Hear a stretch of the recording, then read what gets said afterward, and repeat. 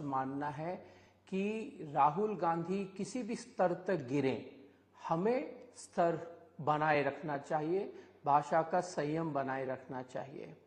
लेकिन क्योंकि कांग्रेस पार्टी ने एक चिट्ठी लिखी और उस चिट्ठी का जवाब आज हमारे राष्ट्रीय अध्यक्ष ने दिया है, उससे पहले मैं आपके दर्शकों को एक वीडियो सुनाना चाहता हूं जो राहुल गांधी का वीडियो है और उनकी भाषा और मर्यादा किस स्तर तक जाती है उसका एक उदाहरण है।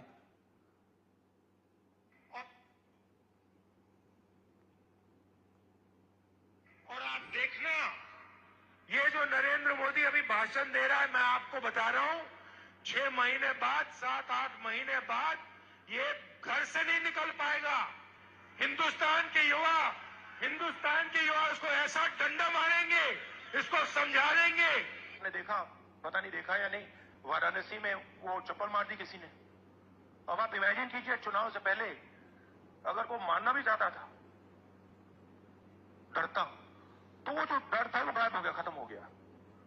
और इंटरनल भी प्रॉब्लम्स हैं, इनकी पार्टी में प्रॉब्लम्स हैं, इनके पेरेंट ऑर्गेनाइजेशन में इश्यूज हैं।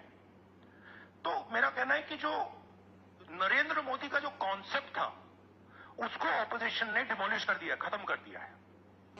उसको आप 56 इंच की छाती कहें, उसको आप डर कहें, उसको आप मतलब जो बिग नरेंद्र मोदी जी की जो इमेज थी उसको फाड़ दिया हमने। ये हमारे नेता प्रतिपक्ष राहुल गांधी की भाषा है देश के प्रधानमंत्री के लिए। ये कहना कि आपको डंडे से लोग मारेंगे, आपको फाड़ दिया गया है, ये राहुल गांधी का स्तर है।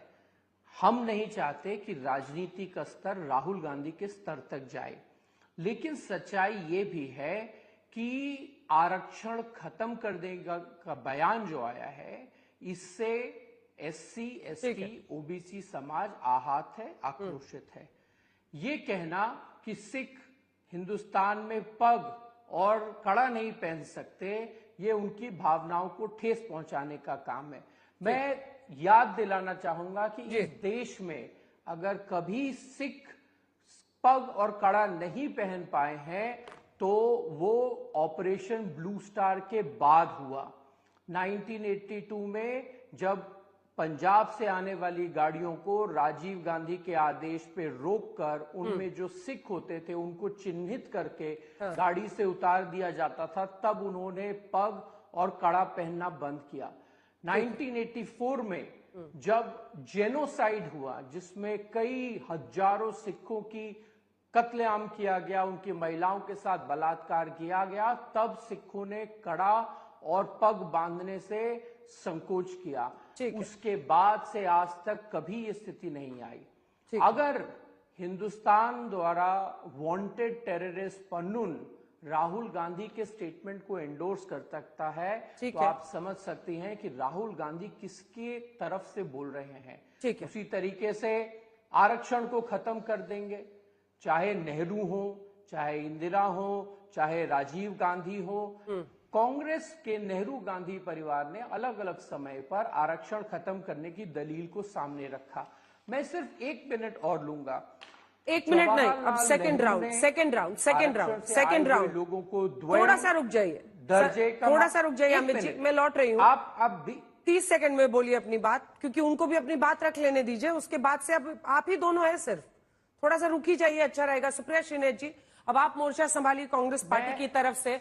मोहब्बत की दुकान, उस मोहब्बत की दुकान में अगर खुद राहुल गांधी प्रधानमंत्री के लिए, चुने हुए प्रधानमंत्री के लिए कहते हैं कि युवा डंडे मारेंगे, अगर खुद उनके लिए बाकायदा स्लोगन कांग्रेस पार्टी बनाती है, जिसको हर मंच से राहुल जी भी बोलते हैं चौकीदार चोर है, तो फिर ऐसे में अगर शीशे के घर में रह रहे हैं तो पत्थर कैसे उछालिएगा?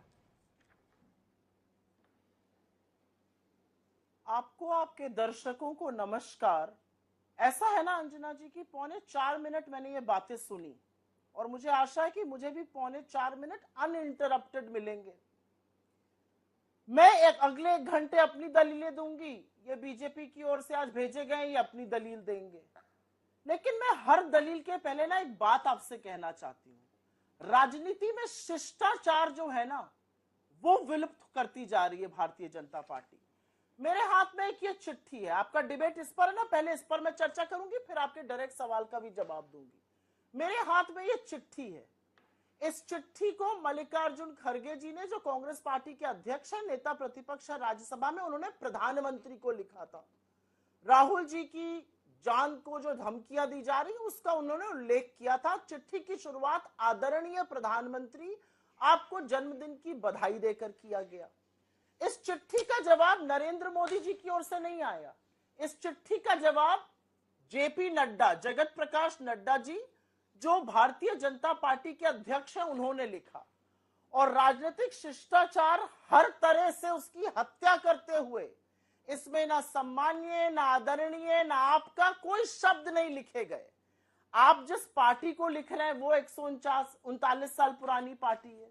जिस व्यक्ति को लिख रहे हैं आपसे उम्र में ही नहीं, आपसे एक्सपीरियंस में भी तमाम गुना ज्यादा है। 60 साल तो उनका निर्वाचित सदस्य रहने का अनुभव है।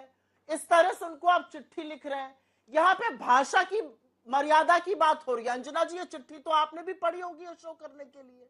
ये चिट्ठी और खड़गे जी की चिट्ठी को अगल बगल लिखकर देख लीजिए। इस चिट्ठी की इतनी सड़क छाप भाषा, मैं हतप्रभ हूं कि नड्डा जी ने इस चिट्ठी को साइन कैसे किया। क्या ये उनकी भाषा है? क्या उनके लिए किसी ने लिखा है? मतलब इस चिट्ठी की जो भाषा है, मैं सोच नहीं सकती हूं कि एक पार्टी का अध्यक्ष, हम लोगों में आपस में कभी कभी गर्मा गर्मी हो जाती है, हम लोग कुछ बातें कर देते हैं, लेकिन एक पार्टी का अध्यक्ष 3 पन्ने में इस तरह की भाषा का प्रयोग कर रहा है। उनका शुरुआत चिट्ठी की और अंत तक वो उसी भाषा का प्रयोग कर रहे हैं। तो मैं क्यों ना मानूं कि यही संस्कृति है बीच। और इतनी गरीब सोच राजनीतिक रूप से, इतने छोटे मन से, इतने कृपण मन से राजनीति आप लोग कर रहे हैं। ये व्हाट अबाउटरी करिएगा। मैं आपके सवाल का जवाब देने से पहले एक चीज का उल्लेख यहां पर पूरी तरह से करना चाहती हूं। मोदी जी कोई दूध पीते बच्चे तो है नहीं। मोदी जी इस देश के प्रधानमंत्री हैं। कोई सेरेलैक दूध पीते बच्चे छुई मुई तो है नहीं। चिट्ठी उनको लिखी जाती है, जवाब नड्डा जी देते हैं। मुजरा और मंगलसूत्र की बातें करते हैं मोदी जी, जवाब नड्डा जी से मांगा जाता है। क्यों? मोदी जी जवाब नहीं दे सकते थे चिट्ठी का। मैं फिर से यहां पर एक सवाल का उल्लेख करना चाहती हूं, जो मैं 2-3 दिन से कर रही हूं, और यह जरूरी है उल्लेख करना। आपकी सारी बातों का मैं जवाब दूंगी। आपने जो यहां पे सारी बातें बोली उन सबका मैं जवाब दूंगी, क्योंकि भाषा की मर्यादा तो देखिए, जब प्रधानमंत्री किसी को विधवा, किसी ब्याहता को 50 करोड़ की गर्लफ्रेंड कहता तो वही भंग हो गई। तो आप मुझसे भाषा की मर्यादा पे प्लीज बात मत करिए। लेकिन यहां पर इस देश के लोकतंत्र में 5 बार चुने हुए सांसद इस देश के नेता प्रतिपक्ष के खिलाफ दिल्ली की सड़कों में, दिल्ली पुलिस के सामने जो अमित शाह को रिपोर्ट करती है, आपका लीडर तरविंदर सिंह मारवा कहता है, राहुल गांधी तेरा वो हश्र होगा जो तेरी दादी का हुआ था। क्या हश्र हुआ था राहुल गांधी की दादी का? राहुल गांधी की दादी इस देश की प्रधानमंत्री इंदिरा गांधी को 32 गोलियों से छल्ली कर दिया गया, क्योंकि उन्होंने आतंकवाद के सामने घुटने नहीं टेके, क्योंकि उन्होंने खालिस्तानियों की नहीं सुनी, क्योंकि उन्होंने इस देश को एकजुट और अखंड रखने के लिए अपने प्राणों की आहुति दी।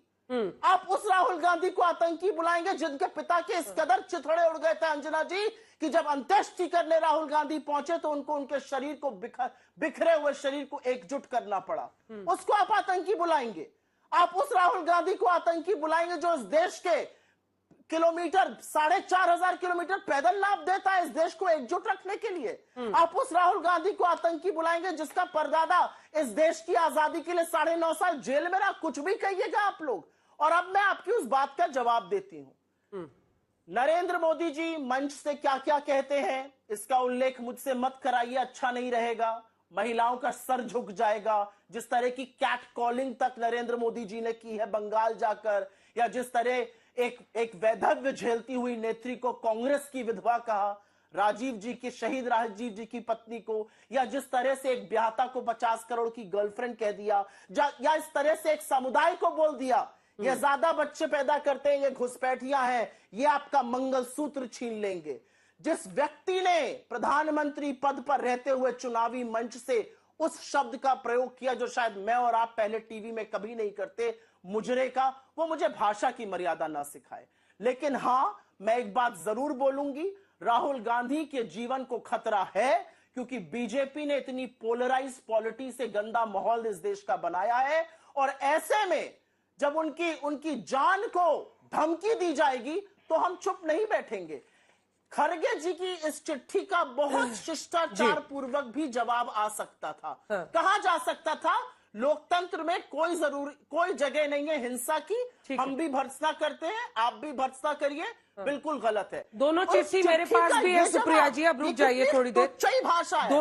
दोनों चिट्ठी मेरे पास भी है। आपने कहा कि आदरणीय शब्द नहीं लिखा, आराम से, आदरणीय शब्द नहीं लिखा है, तो श्री मल्लिकार्जुन खड़गे जी उसके बाद पहला शब्द आदरणीय ही लिखा है। ये जो चिट्ठी है नड्डा जी की, अब आप आगे आपको भाषा पे जो आपत्ति है उसका जवाब वो देंगे। रुक जाइए, अब उनको जवाब देने दीजिए। देखिए, उन्होंने पूरी लिस्ट गिनाई है, और असल में अगर ये प्रश्न आज किया जाए तो कौन बोलेगा इस मुद्दे पर, कौन बोलेगा? दोनों तरफ से भाषा की मर्यादा और गरिमा अमित मालवीय जी तोड़ी गई है, और उसका प्रमाण है, हम नीचे दिखा रहे हैं लगातार दोनों ही पार्टियों के नेताओं की तरफ से जो बयानबाजी हुई है। जीप काट के लाओ, उसको आप कैसे सही ठहरा सकते हैं? और नहीं ठहरा सकते हैं तो आप एक मिसाल पेश कीजिए। आप उनके बयान सुनाते हैं, वो आपके बयान सुनाती हैं, बस घूम फिर के वहीं पर हम लोग चक्री खेलते रहेंगे। इस्तेमाल में अंजना जी, आपने तो पहले आदरणीय नड्डा जी की जो चिट्ठी है उसको पढ़ के ये स्पष्ट कर दिया कि कांग्रेस की प्रवक्ता ने या तो चिट्ठी पढ़ी नहीं, या तो फिर आपके दर्शकों के लिए झूठ बोल रही थी, क्योंकि जैसे आपने भी बताया वो चिट्ठी शुरू ही होती है आदरणीय खड़गे जी से। और जहां तक नड्डा जी की चिट्ठी का सवाल है, उनको चिट्ठी लिखने की जरूरत क्यों पड़ी? जरूरत इसलिए पड़ी क्योंकि राहुल गांधी जो अभी नादान बालक हैं, वयस्क नहीं हुए, वो अपनी सुरक्षा के लिए खुद चिट्ठी नहीं लिख सकते हैं, इसलिए 78 वर्ष के उम्र के खड़गे जी से चिट्ठी लिखवा रहे हैं। तो ये बात भी हमें समझनी चाहिए कि अगर राहुल गांधी अपने लिए स्वयं चिट्ठी नहीं लिख सकते हैं और खड़गे जी उनके लिए चिट्ठी लिख रहे हैं, तो अगर नड्डा जी